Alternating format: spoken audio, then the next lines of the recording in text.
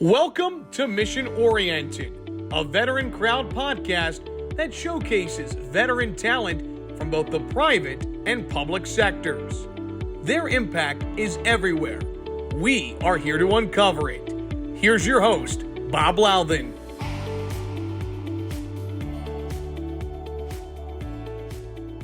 Welcome to the Mission Oriented podcast. My guest today, Brent Bowers, is an investor and coach with a focus on buying and selling vacant land. As an Army officer with over 8 years of service, Brent was spending a great deal of time away from his family, and he knew he needed to make some changes in order to be more present with his wife and his children. Brent began investing in real estate as a way to support his family while having more time to spend with them. In a short period of time, Brent was able to expand his business, hire a team, and still had more time to spend with his family. Brent now helps other investors learn the ins and outs of buying land. Welcome to the Mission Oriented podcast, Brent. Thanks for being here. Yeah, thanks for having me. Hey, before we dive in, because I have a lot of questions about buying vacant land.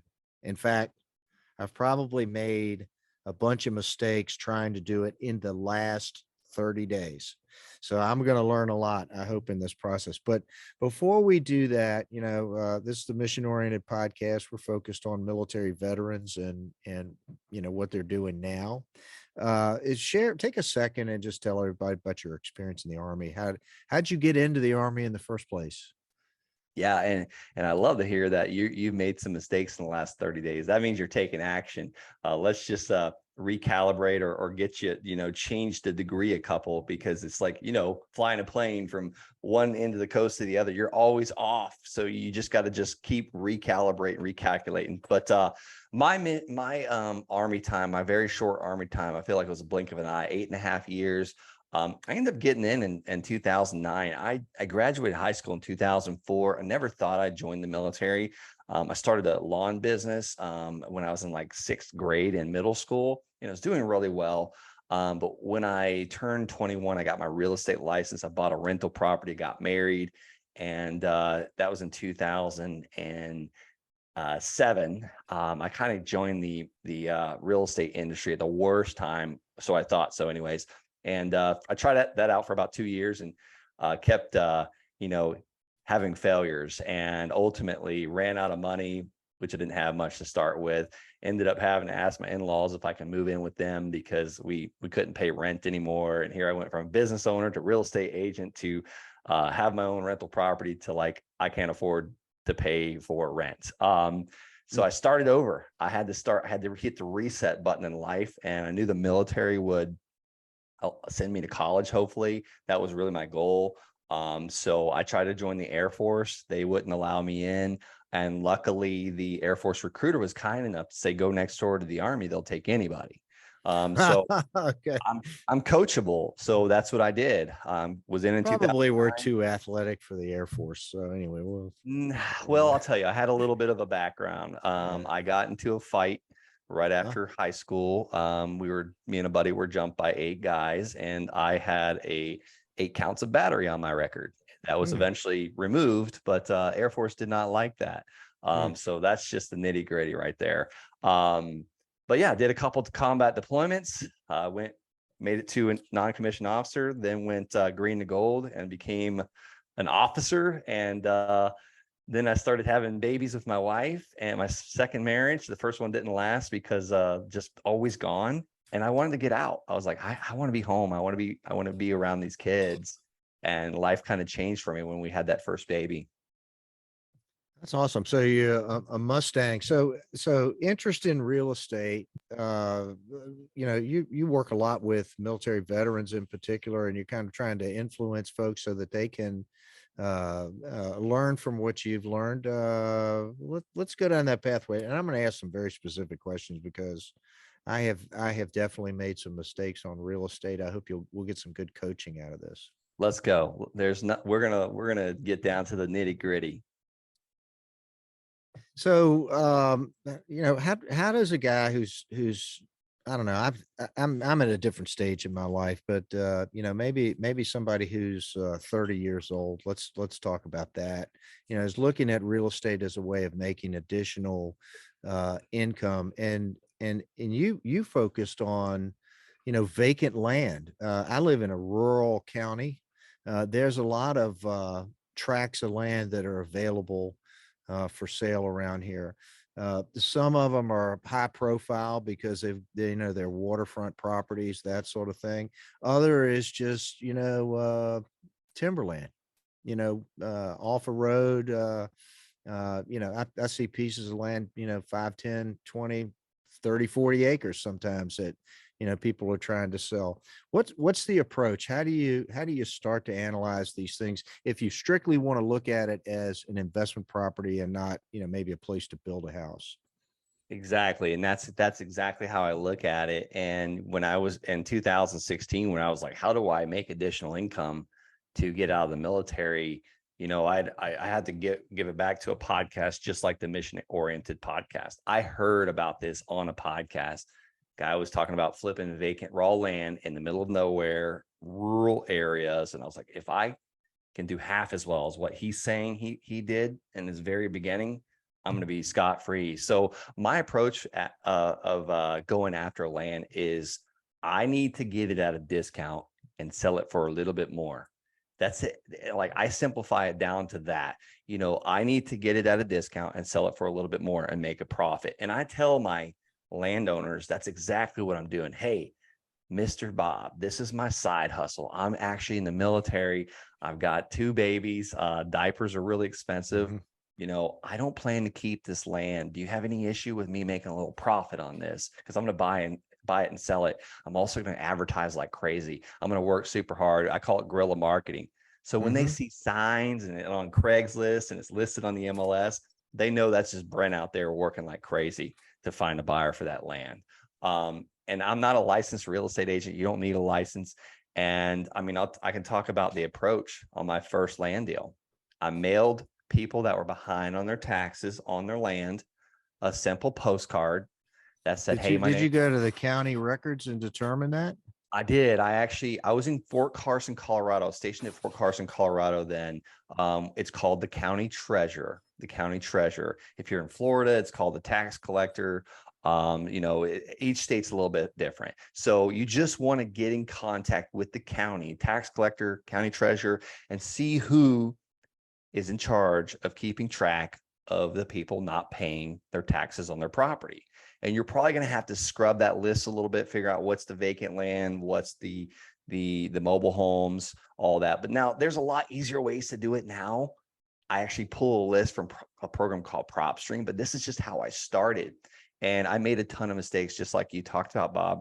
But I mailed everyone on that tax delinquent list a postcard that said simply like, hey, my name's Brent. I'd like to buy your land in El Paso County, Colorado. If you're interested in an all cash fair price offer, call me or text me. God bless you. And my phone started ringing. And that first land deal I bought for $285 from a retired CPA. And I flipped it to a real estate agent for $5,000. And I just kept doing them and doing them and doing. Wait, all right. So did you have to assume the tax lot? Was there more of a tax liability above the $285? That's a really good question. And you know what? What's funny is that retired CPA, that's exactly what he owed for back taxes.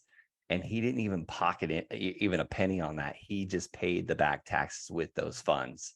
How about this? He basically he sold it to you with nothing in pocket. He gave it to me basically for free. And I've gotten land for free before. Now I've moved out of that category because it takes just as long to make $100,000 as it does to make $5,000 in this business. Mhm. But I needed to build my confidence. Like, I didn't believe this would work. My second land deal was $500. And I didn't think that land was very valuable. This was 4 acres next to Fort Carson, Colorado. It wasn't accessible though. It was landlocked. It was surrounded by state park land. But I Yeah. went out there, took photos of it. How does a piece of property not have like road frontage or an easement or something to it? Well, I'll tell you what, it's the planning and zoning, like they didn't plan far enough in advance. And sometimes like there was places in Colorado that they built the plat maps from Maryland. Like, it's just nuts. Mm. It happens all over this country. So there's a lot of ways to get access, legally, ingress, egress. You can use an ingress, egress attorney or a real estate attorney to help you out with that. but I didn't think it had much value. But I was like, I just got to get my $500 back and see what I can make on it. So I took photos and of the land. I ended up going through the state park to get there to take those photos, but I put it on Craigslist. I said 500 down, 400 a month, $5,000 total. I had a buyer the next day, and every month he would bring cash to my house. That's the one that changed my life, though, because that's the one that gave me passive income. That was paying my truck payment. And I told my wife, Sounds like a part of this is just jump in and do it. It's kind of like podcasting, get out there and put some of this out there. Real estate, get out there and do it, right? yeah, Start small, learn what you can, and you probably won't make any big mistakes, right? yeah. And I'll tell you, like, I made a bunch of small mistakes. But I'll tell you, they all, and I ended up, I never lost money on any land deals. Now I bought a bunch of land that I still am holding. I am probably losing money every year on paying the back taxes or paying the taxes for it, but I can sell it one day. That land, most of it's appreciating, but yeah, I've never lost money on a land deal. And I've been buying land since early 2016. So it's just one of those things. You just got to take action. All right, so there's the distressed land model, right? Where the person's behind on their taxes. That's a red flag. Might be a good time to call them up and offer them a way of getting out. That's one strategy. What about a piece of property that's maybe been sitting on the market for a long time that is listed in the MLS and something like that? Is there a different approach that you use when you're thinking about that kind of a property? Yeah, and I haven't bought a bunch of those. I will tell you that. And that's not what I go after. I go after off-market land. Now, have I ever mailed people that have the land listed for a long time? Yes. And that approach is, hey, I understand you want, $185,000 for this land. It's probably worth about that much. The only way I can give you that amount of money, I'd be willing to give you $185,000 for the land. I know it's been sitting on the market for almost 2 years. I'd be willing to do that in payments. You wouldn't want to take payments, would you? And most of the time they say no, but like 1 out of 100 will say yes. And we pulled those off.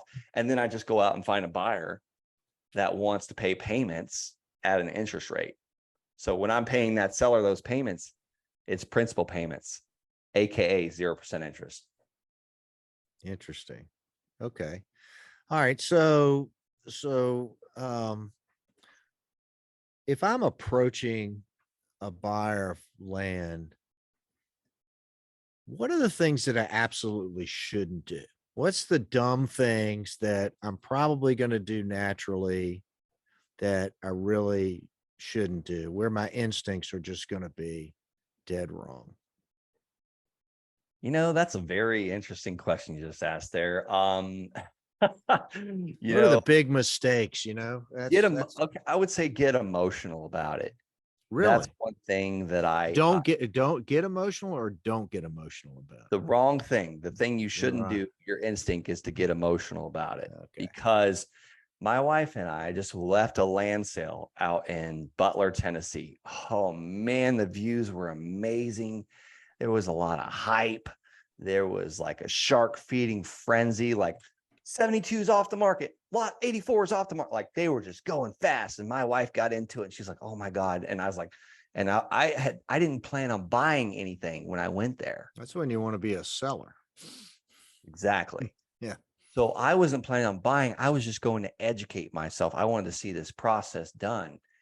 And I got caught up in the hype. I got caught up in the emotion. So I said, what is your best lot? Show me your best lot. Because now I'm thinking investment long-term, 30 years from now, these people are pulling up here in Escalades and Land Rovers. They're going to build $1 million homes. I want to just keep one of those vacant lots and sell out one day. Right. And he took me to the best lot, 250,000. We took it off the market. And about 5 minutes later, I was thinking, what did I just do? I'm a land investor. I don't pay retail. So I got emotional for it. Emotional. And you know why? It's because my wife started getting emotional and she wanted to get one of those lots and build a house on it. I'm not thinking build house. So don't get emotional about it. How do you not do that? One of the ways, here's my example. Here's my best philosophy on not getting emotional on a piece of land. You look at the pure numbers only. What are parcels in the area selling for? And if you're not getting it for less than that, then don't buy it. Like just pure numbers. You know, you ever seen an emotional accountant when he's talking about your taxes? No, they don't care. They're just telling you what you're about to pay to the IRS. Let me ask another question. And this is pretty specific to the situation that I was struggling with. What's going on with the values of land in the last 18 months, as a result of rising interest rates and that sort of thing? I mean, I struggled with the seller of a piece of property over valuation, and looking at comparables and those types of things. I felt like I had made a pretty strong offer, but the seller didn't think we had made a very strong offer, pointed to other properties that were listed that hadn't sold.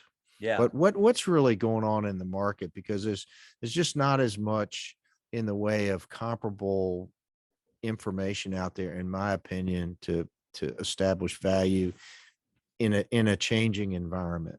Yeah. Well, I don't look at national.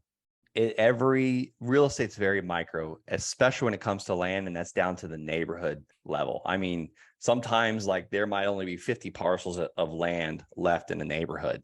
So I look at the micro.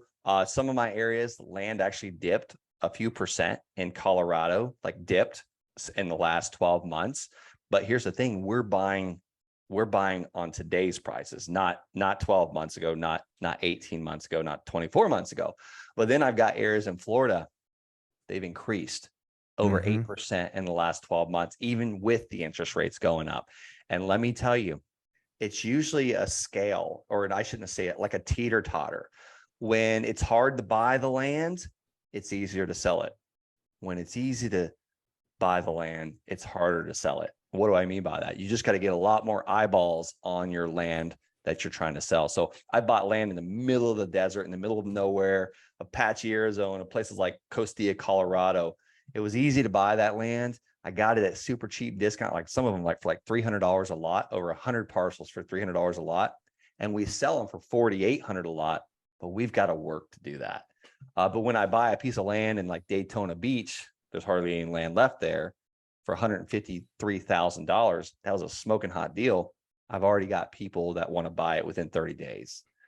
So interest rates have affected some areas and some areas not so much. There's still a housing shortage in this country, even with the high interest rates. And I feel like it's almost like when you go from driving on the Autobahn or the interstate at 75 miles an hour, and then you got to go through a neighborhood at 25 miles an hour, there's a little adjustment that you got to make to not drive that 75 miles an hour anymore. It's like, oh my God, I feel like I'm crawling.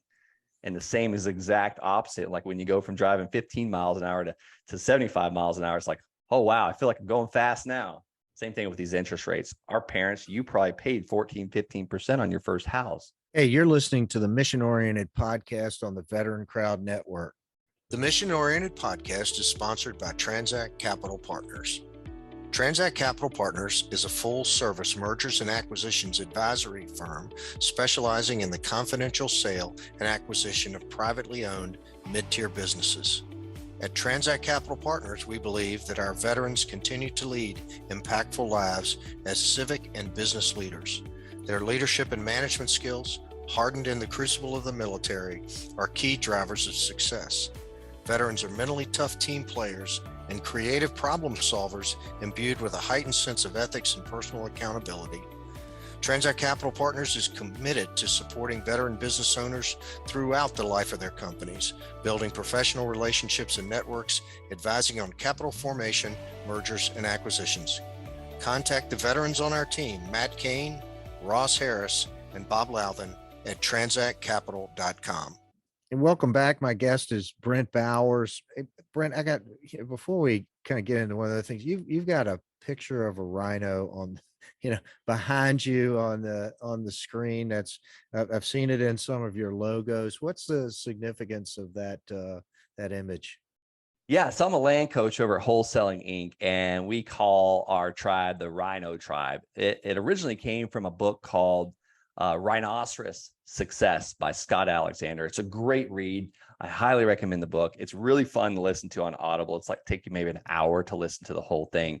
But the whole premise was behind that rhino that's right behind me. I have that on wallpaper on my wall. I look at it every day from my desk. Is we got to be willing to take the torpedoes every day. We got to have 3-inch thick skin, because in this, like an entrepreneur, a land investor, a real estate investor, a business person, I don't care, woman, female, man, woman, you got to be tough. And you're going to take the naysayers and the negativity, and you just got to wake up every morning and say, dear Lord, just equip me with the armor to take on the battles and the challenges that I'm going to get today. Okay, I'm gonna drill down a little further now on just some other questions, and I may be just shotgunning some of these things now, but what about things like timber rights and mineral rights and all that kind of stuff? Do you get into that stuff too when in your coaching for folks that are looking to invest in real estate? No, Bob, I really keep it super simple. I want to get people their first deal as quick as possible and show them how to rinse and repeat. I really focus on the residential type land. I will, like, when I say residential, it could be 40 acres in the middle of nowhere, but I don't really mess with timber. There's been one deal that I did not go through. We were going to sell the timber to a timber company, and that would have paid for the land. So that was going to be a sweet deal, but I don't coach people how to do that. I can walk them through individually, but I don't actually teach that part of the business. Same thing with the mineral rights and the water rights. Really, I'm just focusing on getting the land, everything above ground, for as little as possible and selling that. Now, if we get some mineral rights and water rights, I hang on to those for one day, maybe. We got to find if there's another military veteran out there that wants to come on here and talk about, timber and water and mineral rights. Yeah. Maybe we ought to invite him on. So, all right, if I want to get into this as an investment mode, what are the 1 or 2 or 3 things that I probably need to think about first to do this? Yeah, I mean, here's the thing. It's like a lot of people go for those, houses and the stinky, dirty old cat pee houses that they see on HGTV. The one thing I like to think about is the barrier of entry for land is so much lower. And I try and avoid the herd mentality. I'm from Okeechobee, Florida. I know one thing, like that our biggest producer of income is cattle. And I know one thing about cattle is they're raised to be slaughtered. And what happens to the herd? They go off the cliff or they get slaughtered. So I try and avoid what other people are doing. And a lot of people are not buying vacant raw land and turning around and selling it, and literally selling it for seller financing and getting monthly payments. That's what gives me passive income. Now, rentals, you can do the same thing, but something always breaks, and these guys are cash flowing $200-300 a month and bragging about it. But you don't have to go paint it, huh? I don't have to paint it. I got roofers above me right now pounding on the roof, and it's a brand new roof, and it's been still leaking since I replaced the roof 1.5 years ago. Right. So that's houses for you. But land, there's nothing that ever breaks. So the things you want to think about is, I have been doing this now for about 7 years, and I started out with a land that no one wanted, and I had to work hard to sell it. Now I've changed my approach completely, and you mentioned starting small, Bob. Like I've got like a guy like John Abel. I did a Wholesaling Inc. podcast with him. He was an architect. His first land deal, he made $92,000 net profit. It took me years to do a land deal that I made $90,000 net profit, but the way he's doing as well as many other of our land sharks is we find the area where the land is actually in demand. How do you know if it's in demand? You go to Redfin, you put in your city, Huntsville, Alabama. Let's just say Huntsville, Alabama. And you want to go to all filters. You want to see the solds, and then you want to go to land, and then you want to look at what's been going on in the last 30 days. And that might get overwhelming. So let's go ahead and exit out of Huntsville, Alabama on the map area of Redfin. You want to zoom out a little bit and see if you see the clusters of solds. That's probably really overwhelming because there's probably a lot of selling happening. So go and look at the last 7 days or the last 1 week. Really, I'm just looking for little clusters of solds. And I'm going to start right there with the tightest little group of clusters, like almost like you're sighting in your weapon system. You want to get that cluster as tight as possible. Same thing with land investing. Once I find that area, that's my area of demand. Now I need to click on that, all those solds, figure out what the land's selling for, how much, how big is it, price per acre, price per square foot. And then the third thing, the gold, the pure gold, is who it was listed by, who it was bought by. That's the listing agent, real estate agent, and the buyer's agent, the one that brought the buyer, because those are your boots on ground. Those are the guys that are going to have the buyers for this land. Those are the guys who are going to be able to tell you, yep, you're right.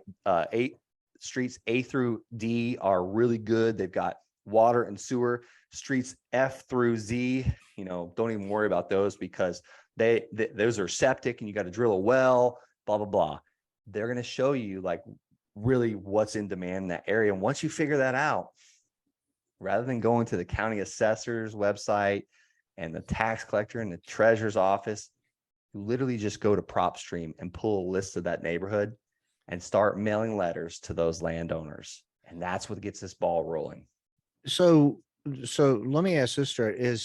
Would it be a bad strategy for me to look within a 10-mile radius of where I live for properties, as opposed to, it sounds like you're looking at properties in markets all over the country. And my second question is, do you actually go physically walk all these properties? I mean, are you going to Huntsville, Alabama and No. setting foot on it? That's another question. No, that's that real estate agent that I talked to you about, the listed agent and the buy, because eventually I'm going to see that Jimmy Johnson is the one selling all the land in this area, or most of it. He's going to be my boots on the ground. He's going to look at it for me.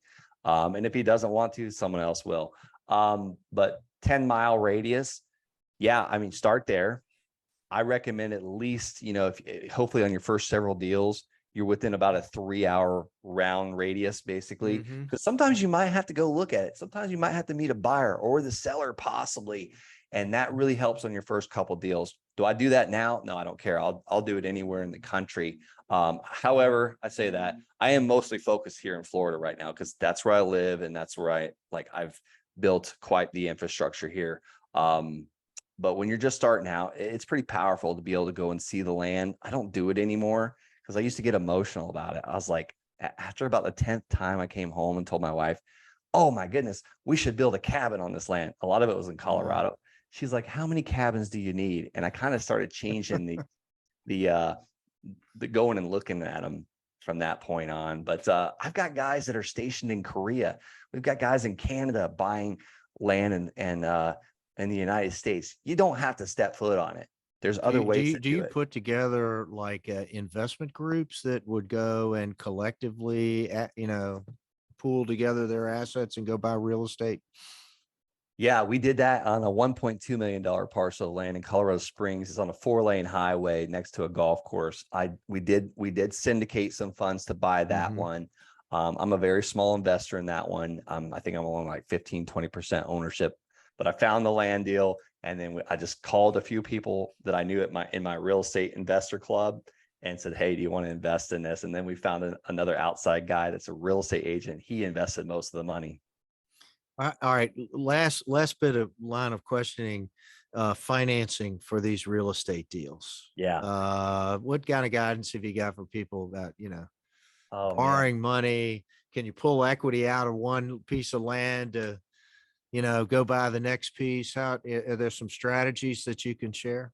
So many that we could probably do another 36-minute podcast on just this alone. Banks don't really lend on land that often. All the land deals I've done, a bank has never been involved in any of it. Well, let me back up. USAA was involved. I don't think you can call them a bank. I got a credit card loan, 14.5% interest. But banks don't really lend on land most of the time. And that actually gives me a lot of opportunity. First is sellers know that usually, and either they need to accept a lower cash offer, or their land sits on the MLS for a couple of years, or they need to let me make payments and they be the bank. But when I sell it, that also creates a lot of opportunity for me to be the bank. Why be the bank? Because they're the biggest, prettiest buildings in every city and every state. Yeah. And they know about money. And when they make the problem is we can't turn 10% into 100% of the money, but it is good to be the banker, though. There's no question. Well, here's what's beautiful about it. Bob, you sell me a piece of land at 20 cents on the dollar. Your land's worth 100,000. I bought it from you for 20. I'm going to sell it to my buyer, Bill, for 100,000, and he's going to give me 20,000 down, and I'm going to let him finance the remaining $80,000 over 30 years at 12% interest.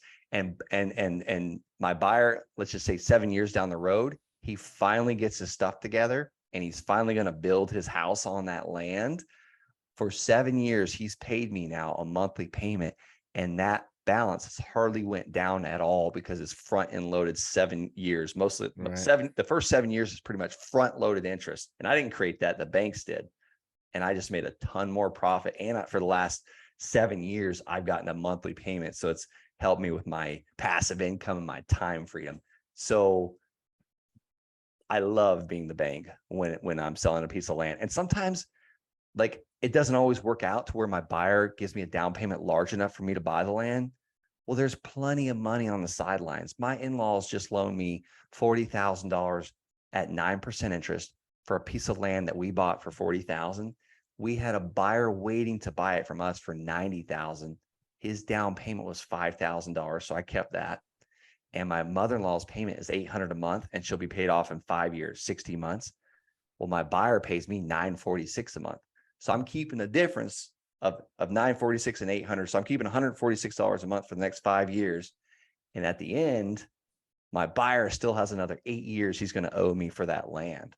So I'll make $100 and something thousand on that one land deal that I didn't have any of my own money, just by fabricating the deal or engineering the deal, I guess. So military acronym, OPM, other people's money.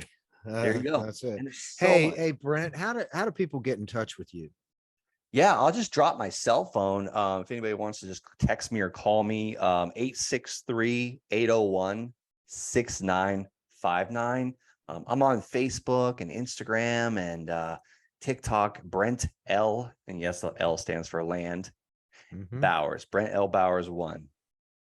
We'll put links to all of those social media contacts and so forth on the show notes. Brent, thanks so much for being a guest on the Mission Oriented podcast. Thanks for serving our country, and thanks for sharing this today. Hey, you've been listening to the Mission Oriented podcast on the Veteran Crowd Network.